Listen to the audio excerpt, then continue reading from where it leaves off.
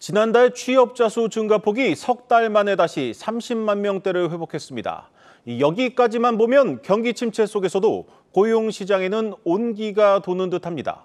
하지만 그 속을 자세히 들여다보면 우리 경제의 핵심인 제조업과 청년층 취업자 수는 늘어날 기미조차 보이질 않고 있습니다.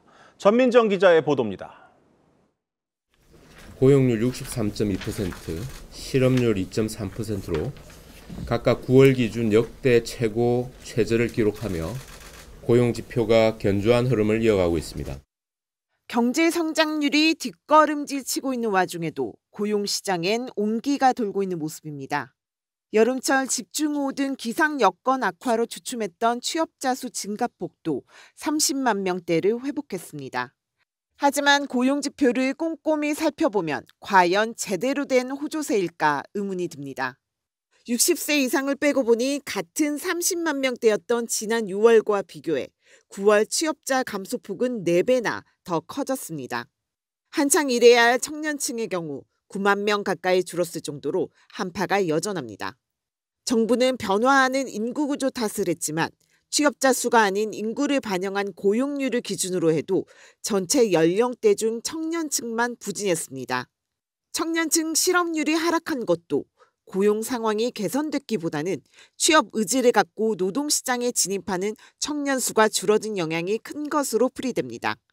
질 좋은 일자리의 대명사격인 제조업 취업자 수는 9개월째 내리막인데 감소폭도 5달 만에 가장 컸습니다. 이는 전자부품을 중심으로 생산 감소가 계속되고 수출도 충분히 회복되지 못한 탓인데 중동 전쟁에 따른 유가 변동과 같은 악재는 아직 반영조차 되지 않았습니다.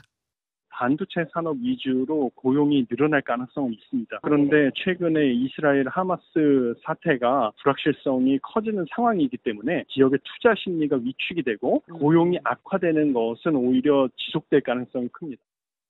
지난달 특별한 이유 없이 일하지 않는 쉬어쓰 인구가 1만 명 넘게 늘어난 것도 고용 통계의 착시. 정부는 원하는 임금 수준이나 근로 조건에 맞는 일자리를 찾지 못하는 고용 미스매치를 원인으로 보고 다음 주 3번째 빈 일자리 대책을 내놓기로 했습니다. 한국경제TV 전민정입니다.